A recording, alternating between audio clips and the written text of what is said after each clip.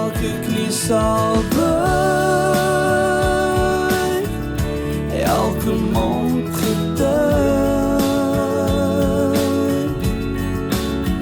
dat Ons het begin vandag met ons 33ste IFJJ. En dis ook 'n groot voorreg om hulle te hê.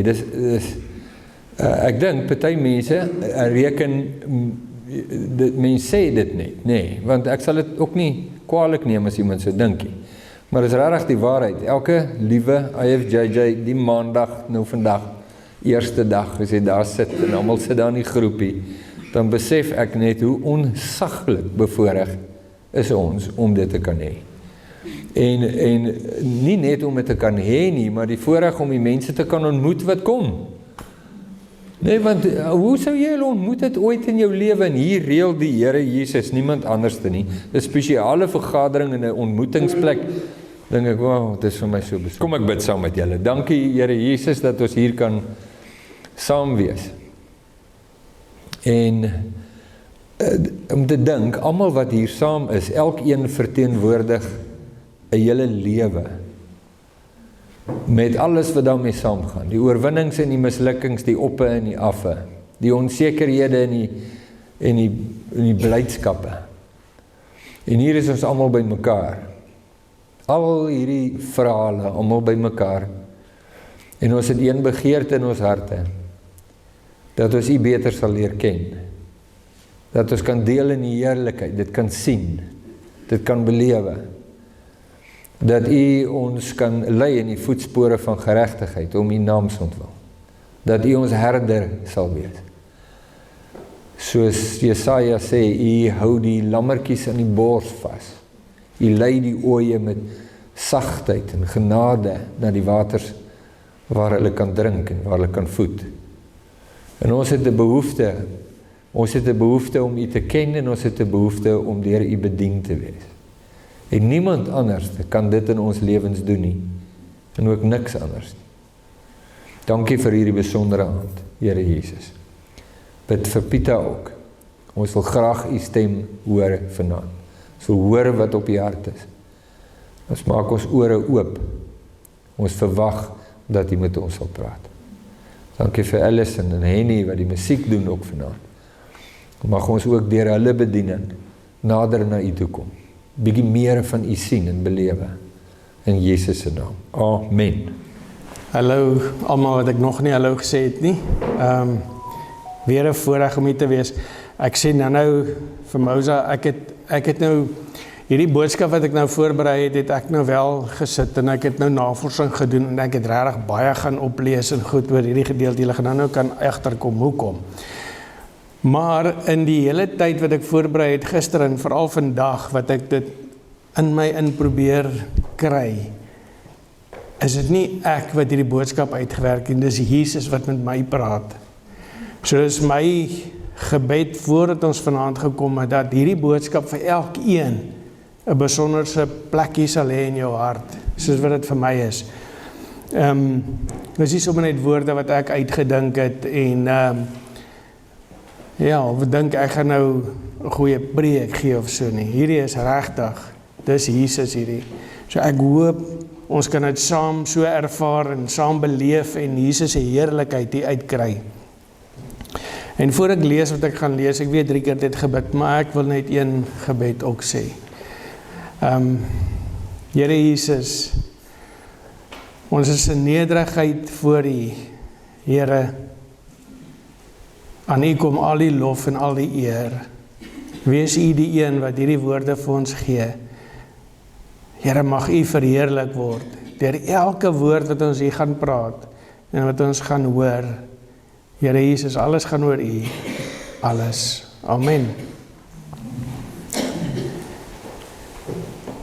So ek het ook baie lank gesukkel om te dink, wat sal ek dit noem as ek dit nou 'n titel moet gee en ek het uiteindelik gekom by, weet jy wie Jesus regtig is?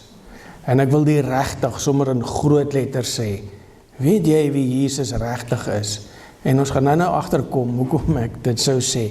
Maar as julle wil julle Bybels oopmaak, is Hebreërs 5 en 6. En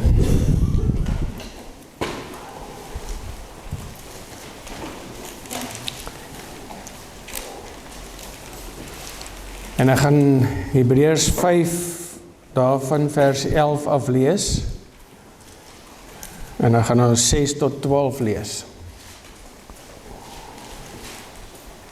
En dan gaan ons die 83 lees. Julle reg. In verband hiermee het ons baie te sê wat moeilik is om aan julle te verduidelik, aangesien julle so traag is om te leer. En as ons in verband hiermee dan as ons vooraf gaan kyk waaroor hierdie hele gedeelte gaan, is die skrywer besig om te verduidelik van Jesus, hoe belangrik Jesus is en sy priesterskap en daai rol wat Jesus speel, nee. En dan gaan hy nou verder aan en dan sê, aangesien julle so traag is om te leer, hoewel julle teen hierdie tyd selfs reeds onderrig behoort te gee, het julle weer nodig dat iemand julle in die grondwaarhede van die woord van God moet onderrig. 'n Mens moet julle met melk voed en nie met vaste kos nie. Iemand wat nog van melk lewe kan nie saampraat oor wat reg en verkeerd is nie, want hy is nog 'n kind. Vaste kos is vir groot mense, vir mense wat oor insig beskik en wat deur ervaring geoefen is om tussen goed en kwaad te onderskei. Hoofstuk 6. Laat ons nie stilstaan by die eerste dinge wat aangaande Christus verkondig word nie, maar verder gaan na die volle inhoud van die boodskap. Ons wil nie opnuut die fundament lê deur te praat oor die bekering uit 'n leefwyse wat tot die dood lei nie, of oor geloof in God, die leer van die doop en die handoplegging, die opstanding van die dooies en die ewige oordeel nie. Ons sal dus verder gaan as God dit toelaat. Wanneer mense een keer deur God verlig, die hemelse gawe ontvang en deel gekry het aan die Heilige Gees, die goeie woord van God leer ken het en die kragte van die toekomstige wêreld ondervind het en dan nogtans afvallig geword het, is dit onmoontlik om hulle weer tot bekering te bring. In hulle self kruisig hulle immers weer die Seun van God en maak hulle hom in die openbaar tot 'n bespotting. Dit is soos met grond wat die iedereen indrink, wat dikwels daarop val. As dit bruikbare gewasse voortbring vir die wat dit bewerk, word dit deur God geseën. Maar as dit doringstruike en dussels oplewer, is dit waardeloos en is die tyd naby dat God dit vervloek. Die uiteinde daarvan is die vuur. Maar geliefdes, al praat ons in hierdie trant, is ons oor julle oortuig van beter, dat julle gered sal word. God is nie onregverdig nie. Hy sal julle werk nie vergeet nie, en ook nie die liefde wat julle van sy naam betoon, vir die liefde wat julle vir sy naam betoon het, deurdat julle medegelowiges gesê dien het en nog dien nie. Dit is ons vurige wens dat elkeen van julle eind uit dieselfde ywer as vroeër aan die dag sal lê, totdat die dinge waarop julle hoop vervul is. Julle moet dus nie traag word nie, maar die voorbeeld navolg van die wat deur geloof en geduld deel gekry het aan die dinge wat God beloof het. Gaan tot daar lees. En dit is nogal 'n gewigtige gedeelte in hierdie skrif. En ek weet ons het nou sommer so vinnig deurgelees, maar as jy dit oor en oor gaan lees en jy vat elke woord sommer in wat hy sê, dan kom jy tot 'n besef van hoe ernstig hierdie boodskap is wat hier gesê word. Hoe ernstig dit is, die skrywer. Nou, die boek Hebreërs is, ons weet nie wie hom geskryf het, en ons kan nie sê wie hom geskryf het nie, en daar's baie bespiegelinge oor wie dit dalk kon gewees het. Maar ek het nou sommer so gedink, ek wonder of dit nie dalk ook die Here se wil was, dat niemand moet weet wie hom geskryf het nie, want dit moet nie gaan oor die skrywer nie, dit moet gaan oor die inhoud wat in hierdie brief staan. Van die inhoud van hierdie hele boek Hebreërs is so kragtig, en gaan oor Jesus, en dat dit nie moet gaan oor 'n skrywer nie, of 'n skrywer wat bekend staan as wie ook al nie, maar dat dit 'n kragtige boodskap is. En ek weet ons gaan altyd dan sê ons, maar kom ons kyk nou wie die boek geskryf, hoekom dat die boek geskryf en vir wie het hy dit skryf en al daai goed nie. Maar God het hierdie boek geskryf. En vir wie hy het geskryf kan ons baie duidelik aflei dat dit vir gelowiges is. Dat dit wedergebore gelowiges is wat hierdie boodskap gekry het. Nie sommer net iemand wat die woord gehoor het nie, maar wedergebore gelowiges. Ons kan ook aflei die tyd waar dit geskryf is, moes gewees het in die tyd waar daar nogal bietjie erg druk op die Christene was, die mense wat gelowig was, as hulle Jesus verkondig is, was hulle gemartel, was hulle gearresteer, tronke gegooi, hulle was gedreig met die dood. So dit was vir hulle 'n moeilike tyd gewees, die tyd wat dit geskryf is, nee. En ek het nou gedink, toe ek nou hierdie gedeelte lees, en nou hier by hoofstuk 5 begin, en dan hoofstuk 6, dan is dit eintlik nie reg nie, want die mense met die Hebreërs van hoofstuk 1, vers 1 begin lees. Maar ek hoop julle sal my kan vergewe, want ek het juist hierdie gedeelte gebruik, want ek wil graag aansluit by my vorige boodskap, waar ek gepraat het oor, is Jesus jou werklikheid in die tye van jou krisis? En toe ek hierdie gedeelte net gekry het, toe dink ek, maar ek kan aangaan op dit, want die werklikheid van Jesus, van net die binne in my siele, nie net in my kop nie, moet vir my so 'n groot boodskap wees, dat dit gaan nie net oor, ek moet weet van hom nie. En hierdie gedeelte van Hebreërs kom en beklemtoon wie Jesus is. Die hele boek Hebreërs beklemtoon Jesus. En dis ook wat ek sê, toe ek het gelees het, en ek die hele boek Hebreërs gelees, toe het ek so besef gekry van, wie is Jesus? Weet ek regtig wie hy is? Of is hy vir my 'n gedagte van liewe Jesus wat aan die kruis gesterf het? En vir my sondes gesterf het. En hy het dit gedoen. Maar weet ek regtig wie Jesus is? En kry ons mense ook so baie keer die comments wat mense dalk gee, ek nou die verkeerde Afrikaanse woord vergeet. Die kommentare wat mense sal sê, maar wat is jou beheptheid met Jesus? Hoekom alles Jesus? Wat is jou beheptheid met Jesus? En dit is vir my gepas dat ek dan hierdie gedeelte gelees het. Ons sal nou daarby kom. Maar as 'n mens nou dink in die tyd wat hierdie boek geskryf is, waar hierdie Christene, hierdie gelowige mense, vervolging moes in die oë staar. Hulle moes weet, maar hulle lewe is in gevaar, omdat hulle Jesus verkondig het. En hulle het Jesus werklik waar aangeneem, tot wedergeboorte gekom, hulle het Jesus ontmoet, hulle het die Heilige Gees ontvang, maar hulle het in 'n tyd gestaan waar hulle lewe in gedrang was, omdat hulle Jesus gekies het, en omdat hulle hom verkondig het. En die boek Hebreërs is 'n boek van waarskuwings. Dis nie, mense kan nou amper gaan sê, maar dis nou 'n boek waar jy, waar het jou nou bang maak, waar daar nou vrees gemaak word, dat jy moet vrees vir wat jy lees hierso. Want dis groot woorde wat hier gesê word, nee. Maar dit is nie om vir jou te laat vrees nie, dit is om vir jou te waarsku, sodat mense gewaarsku is. Maar hier is goeders wat gebeur, en dit moet nie gebeur nie. En ons gaan dankie sê vir die Here vir hierdie boek Hebreërs, wat vir ons kan kom leer, maar waaraan moet ons vashou? Aan wie moet ons gefokus bly in die tyd van ons krisisse, in die tyd van nood? Want het is maklik om te sê, ek volg Jesus. Het is maklik om Jesus te verkondig wanneer dinge vir jou lekker gaan, as goed is alright is. Maar wanneer jy staan in 'n krisis, wanneer daar 'n beproewing oor jou pad kom, dan wonder jy, waar gaan my hulp vandaan kom? En ons loop almal die gevaar om daar te kom.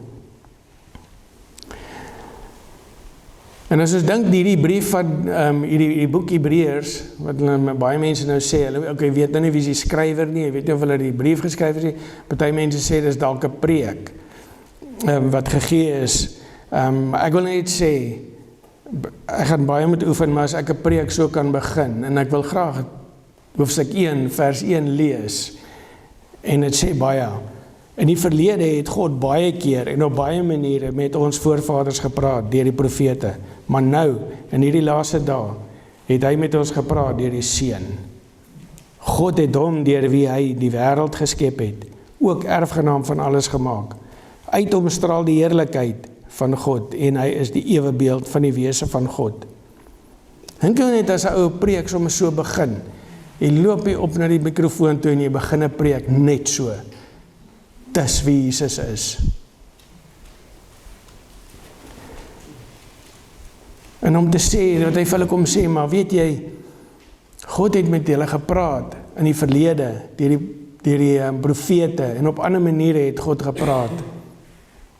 Maar in die laaste dae, toe Jesus opgevaar het hemel toe, het die laaste dae begin. En ons is vandag in die laaste dae, en ons gaan die laaste dae wees, tot die dag wat Jesus kom, om ons kom haal.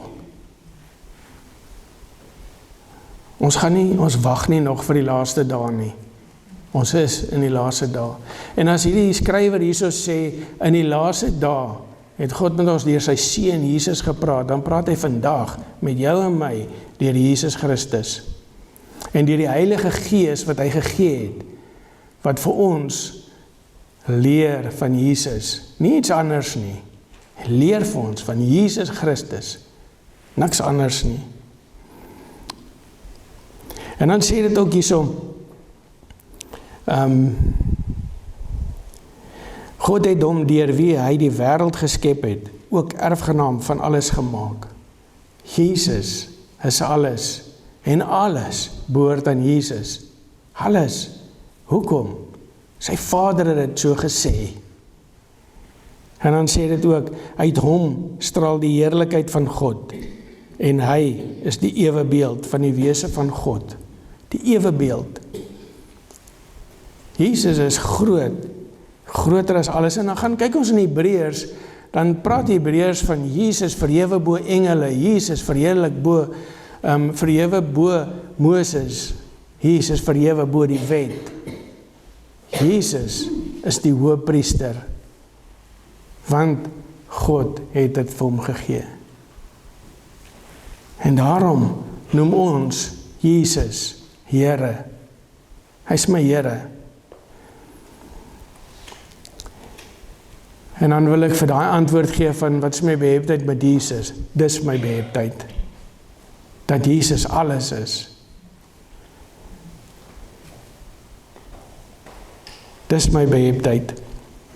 Dat hy gekom het en vir ons toegang kom bewerkstellig het tot die Vader.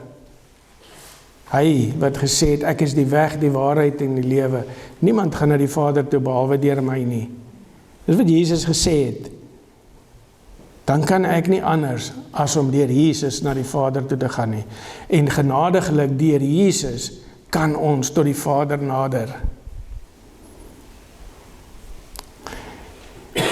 Die Vader self het gesê, is my geliefde seun, in wie ek welbehae het. En dan het hy opdrag gegee, en gesê, luister na hom. Dan kan ek vir enige iemand sê, dis my beheptheid met Jesus.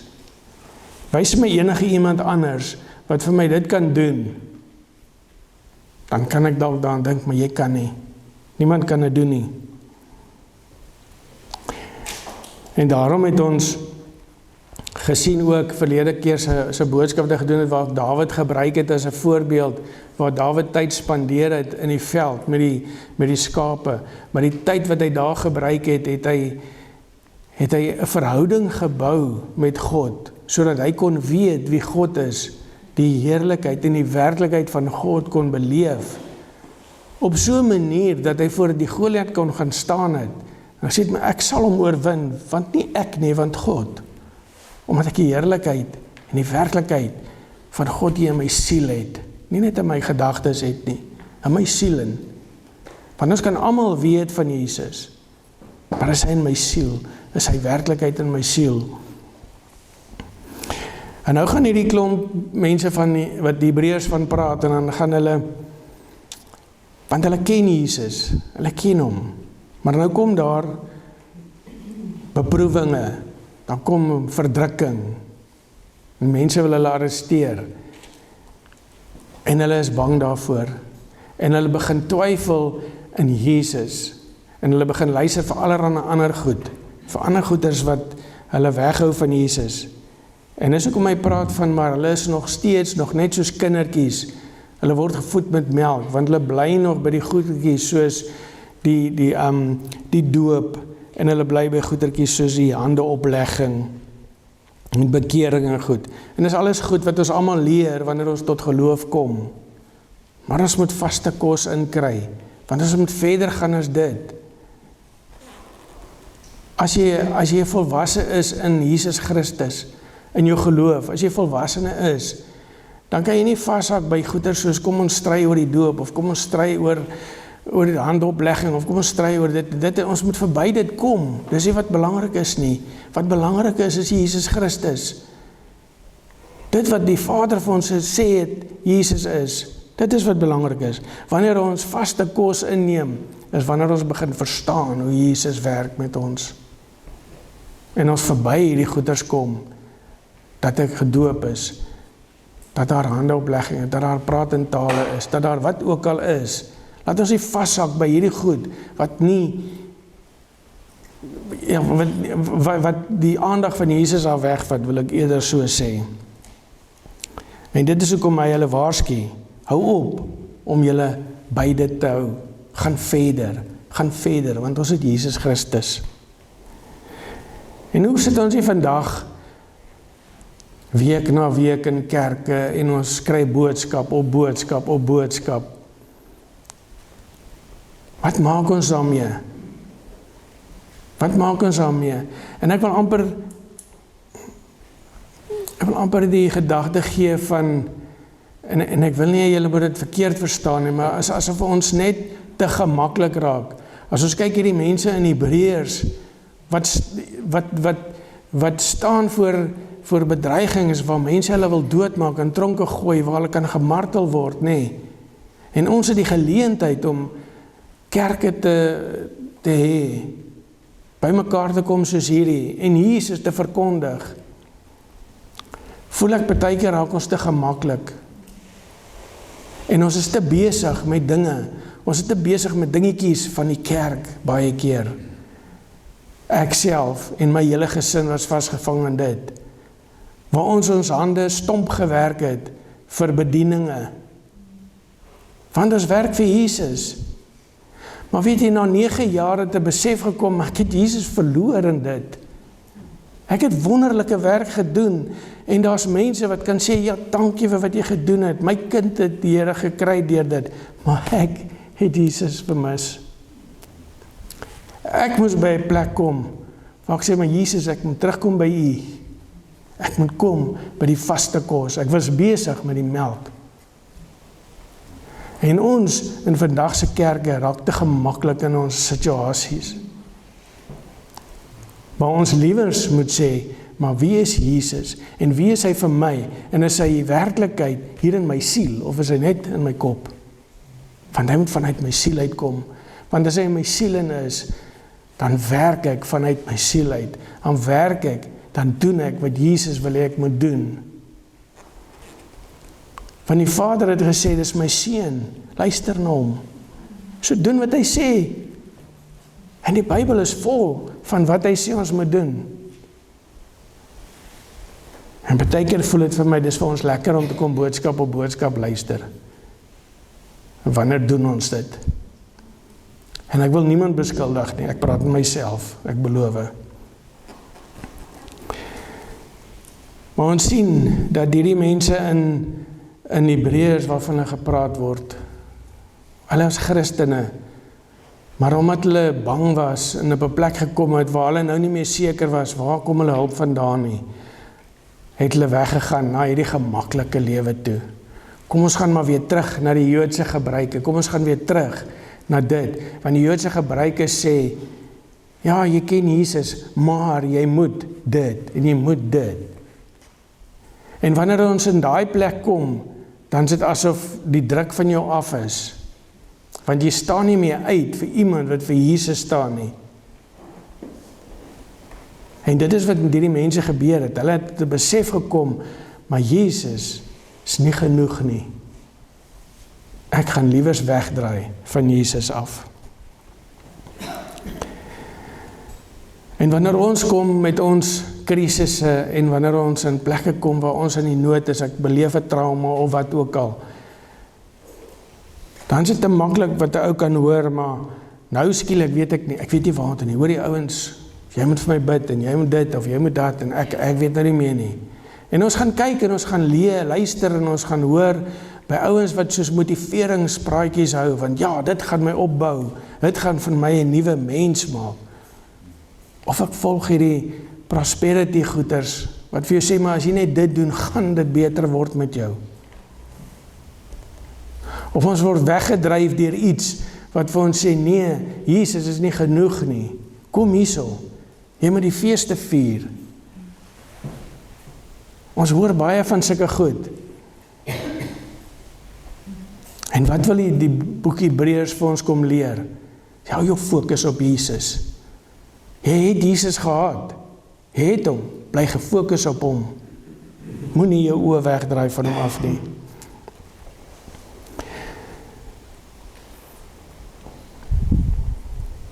Ons moet op 'n plek kom waar ons moet weet wie Jesus in ons siele is, in ons harte is. En ek wil julle aanmoedig om te sê, gaan lees die hele boek Hebreërs en gaan beleef Jesus.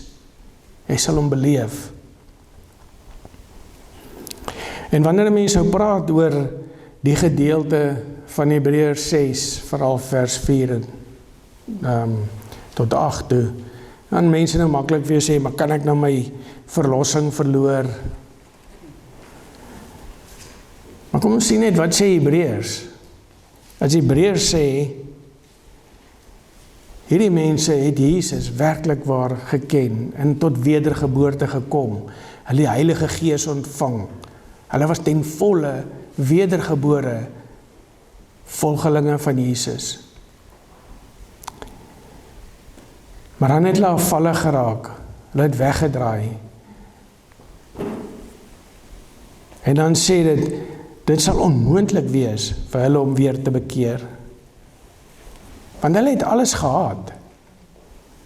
Maar hulle het besluit, is nie genoeg nie. Hulle het alles gehad.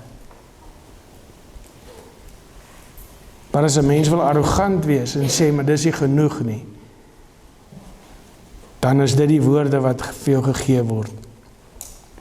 En dan die eerste ding wat hulle sê is, dan kruisig hulle die seun opnuut en maak van hom 'n bespotting. En jy maak nie van die seun van God 'n bespotting nie. En dis die gedeelte wat ons nou oor kan praat en sê, maar okay, dis nou mense wat werklik waar geken het wie Jesus is en hulle harte vir hom gegee het, maar gekies het om doelbewus van hom af weg te gaan en iets anders te volg, want hy is nie genoeg nie. Praat nie nou van iets soos 'n disipel van Jesus, waar ons almal maak droog en ons val in 'n sonde of so. En Jesus neem ons nooit weg nie, as ons bekeer nie. Want ons lewe gaan oor bekeer. Jesus sê herhaaldelik, bekeer jou. En dit is nie dieselfde waarvan ons praat in hierdie gedeelte van Hebreërs nie. So ek wil nie 'n groot gesprek oor hierdie gedeelte gaan nie, dis nie waaroor dit gaan nie. Maar die gedeelte wat gaan oor om te sê, maar oor wie gaan hierdie gedeeltes, is iemand wat doelbewus Jesus verloon en sê, jy is nie genoeg nie, ek het iets anders nodig vir my verlossing. Ja, ken Jesus, maar hy kan nie my verlos nie, maar hierdie ding kan my verlos. En wat die ding ook al is, daar's baie goed wat ons kan noem. Feeste vier.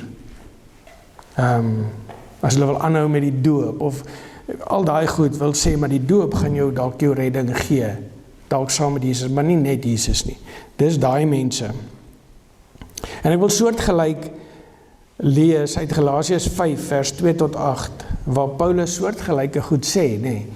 En julle hoef dit nou nie op te soek, maar ek gaan lees Galasiërs 5 vers 2 tot 8. Kyk, ek, Paulus, sê vir julle, as julle laat besny, weer is dit mense wat tot bekering gekom het, wat Jesus begin volg het, en dan kom die Joodse tradisie by en sê, nee, kom, jy moet besny word, jy kan nie net Jesus kies, nie, jy moet besny word, die wet sê, jy moet besny word, en nou waarsku Paulus vir hulle, nee, en sê, as julle laat besny, sal Christus vir julle geen betekenis hê nie.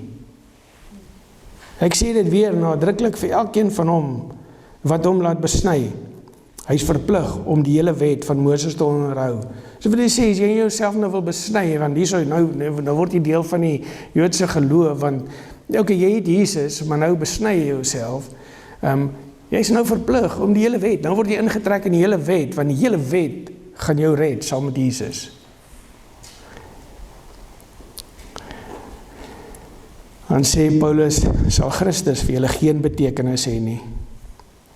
En ek sê dit weer nadruklik vir elkeen wat hom laat besny, hy is verplig om die hele wet van Moses te onderhou. Julle wat van julle sonde vrygespreek wil word, deur die wet te onderhou, julle het julle band met Christus verbreek. Julle het die genade van God verbeur. Jy het jouself afgesny van Jesus. Jy het jouself uit die genade van God uitgeneem. Nie God nie, nie Jesus nie. Jy, as jy dit sou kies, sê Paulus. Wat ons betref, deur die werking van die Gees, is dit ons hoop en verwagting, dat ons deur te glo vrygespreek sal word. In Christus Jesus is dit nie van belang of jy besny is of nie. Al wat van belang is geloof wat deur die liefde tot dade oorgaan. Sê maar, dis die wet, kan niks doen nie. Jesus Christus alleen, net Jesus alleen. Nie die wet en Jesus nie. En sê vir hulle, julle was so goed op pad, wie het julle verhinder om waarheid te bly gehoorsaam? Wie het julle omgepraat? Hulle het geluister vir mense wat vir hulle valshede vertel het. Mense wat teen Jesus was, wat valshede vertel het. Sy wie het dit vir julle gesê? En sy nie God nie. Kom nie van God af nie. Want God roep jou tot gehoorsaamheid. En gehoorsaamheid, as jy sê God roep jou tot gehoorsaamheid, dan is die gehoorsaamheid, as God die Vader gesê het, dis my seun, luister na hom. Sê, wees hom gehoorsaam. En as ek vir jou moet sê, as iemand vir jou moet sê, ek het Jesus lief, met my hele hart, wat beteken dit? Ek gehoorsaam hom. Met alles. Dan sê Paulus, is nie God wat hierdie goed vir julle gesê het nie. En so kry ons dit ook, dat mense baie keer vir jou kan sê, maar God het vir my gesê, ons moet dit doen, of ons moet so maak, of ons moet dit, of dit moet so wees. Miskien is dit ook om hy hierdie woorde gebruik. Was nie God wat dit gesê het nie. Want God roep julle tot Jesus. Tot Jesus en die liefde van Jesus. Dit is wat God ons toe roep. Nie die wet nie, nie allerhande ander goed nie, net Jesus.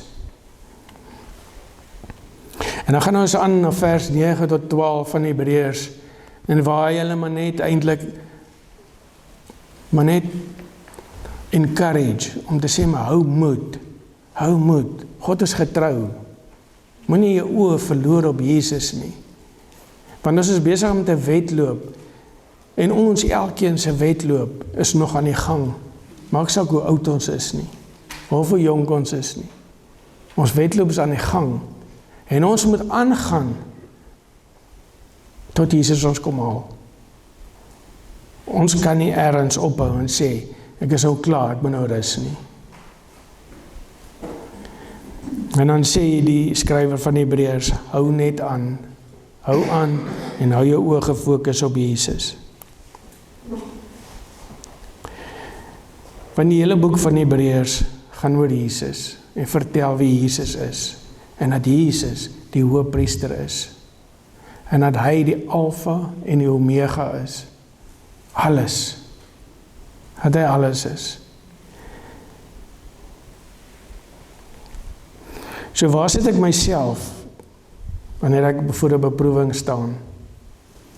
Hoe sien ek myself? Gaan ek kan vasbly staan in wie Jesus is, omdat ek die werklikheid van hom in my siel het, hier in my binneste in het, en ek weet wie hy is? Of gaan ek soos die mense van Hebreërs vas staan en sê, nee, ek weet nie meer nie, miskien sal daai ding my help, of miskien sal daai ding my help.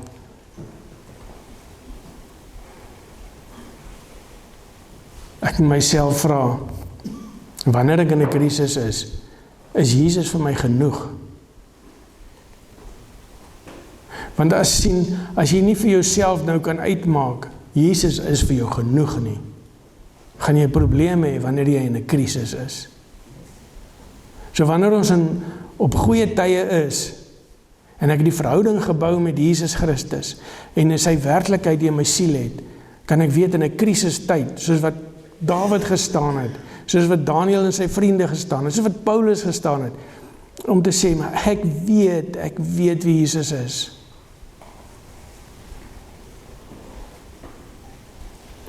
En die feit dat die Hebreërs geskryf is om te sê, ek en jy kan ook in 'n plek kom waar hierdie mense van die Hebreërs gekom het. Dit is ook vir ons 'n waarskuwing. Dis hoekom Hebreërs geskryf is. Om te sê, maar wees versigtig. Wees versigtig wanneer jy in daai tyd kom, wanneer jy moet weet, Jesus is alles in jou lewe, dat jy gereed is. Want wanneer ons in 'n krisis is, slaan hy vir jou, dat jy nie weet waar jy is nie. En ons voel nie altyd so, tot jy in daai krisis kom nie. Maar mag ons, die tyd wat ons het, wat ons in ons wedloop is, vashou aan Jesus Christus, vashou aan die woord, vashou aan sy werklikheid, vashou aan hy, wat die God en die Here is. Gaan ek en jy onsself voed met vaste kos, of gaan ons bly by die melk? En ek dink is tyd, dat ons vir onsself moet vra, wat is my vaste kos? Wat doen ek met wat ek leer? Wat doen ek met die woordskoolse inhoud? Wat doen ek met my kerkse inhoud? Wat doen ek met alles wat ek kry? Wat doen ek met my stilte tyd? As ek by die deure uitloop, by jou huise deur uitloop, wat maak ek daarmee? Ons moet versigtig wees. Want hoe my hart van vol is, sal uitkom, wanneer jy op 'n plek is, waar jy dink Jesus nie is nie, hy is altyd daar. Maar dat ons onsself sal vul met die werklikheid van Jesus Christus, dag en dag. Net soos die Israeliete 'n probleem gehad het om vir Moses te luister, net so het hulle 'n probleem gehad om vir Jesus te luister. En dan kom ons by plekke nog steeds, en dan wonder ek, as ek hoor dat mense kan sê, maar ja, ek weet wie is Jesus, ek glo in Jesus. Maar weet jy, die moslim geloof het soveel voordele, soveel goeie plinte, so mooi dinge wat hulle doen. Ag, en die Mohammedane, weet, hulle is so, hulle vreedsame mense, goed. Dit is maar eintlik een God. Dit is maar dieselfde God. En glo my, ek hoor dit.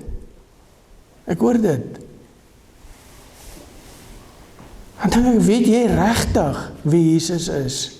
Want hoe durf jy die naam van Jesus saam enige van hierdie ander in een sin te sê? As jy regtig weet wie Jesus is, kan dit nie gebeur nie. Het is tyd dat ons besef wie Jesus is. En sal opstaan teen sulke goed wat gedoen word en gesê word.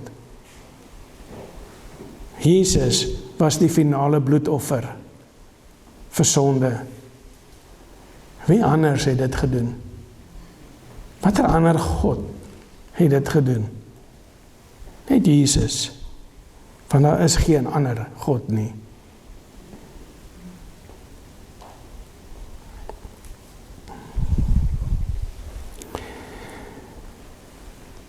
So is hierdie waarskuwing vir jou en my ook. Ja, beslis.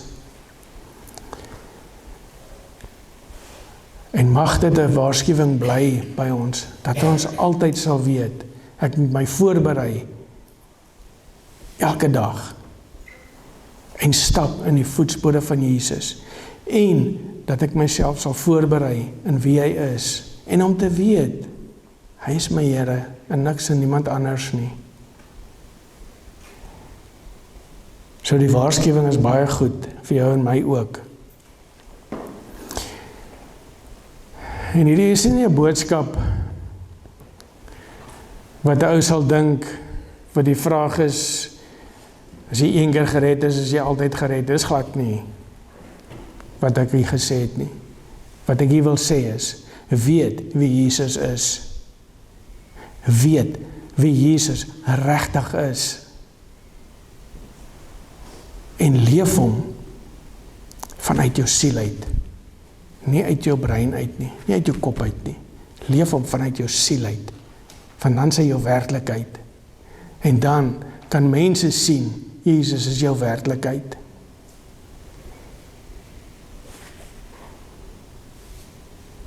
En dit is my gebed, dat elkeen van ons, wat hierdie wonderlike geleentheid het, om by mekaar te kan kom, en mekaar te kan ondersteun, en mekaar te kan bemoedig, en mekaar te kan vertel van wie Jesus is, dat ons nie sal ophou nie. En dat ons sal uitgaan, en die werklikheid van Jesus gaan uitleef, omdat hy vir jou 'n werklikheid is. Maak nie saak wat die wêreld daarvan maak nie. Maak nie saak wat die wêreld van jou gaan maak, as jy sy werklikheid uitleef nie. Maar dat hy jou werklikheid is, waar jy gaan. En dat ons mekaar sal voed met vaste kos, en sal opbou in wie Jesus is. En mag hy die een wees, vir wie jy jou knie buig, elke liewe dag.